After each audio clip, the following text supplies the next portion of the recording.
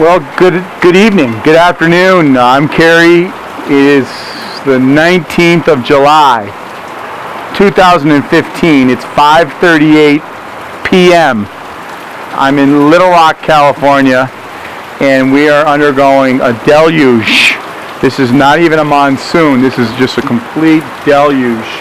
And as you can see, my driveway over here is turned into a river. Really windy, and I've never seen this much rain in the 4 years that I've been here. Almost 4 years. Try to zoom in. Look at this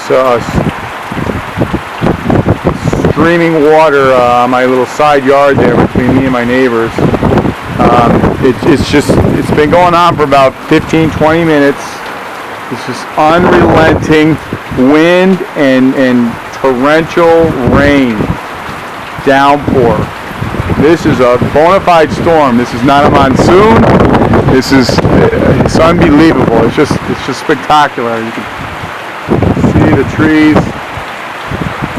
are blowing.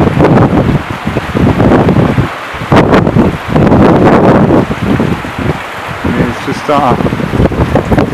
we need it so bad I can't even begin to tell you.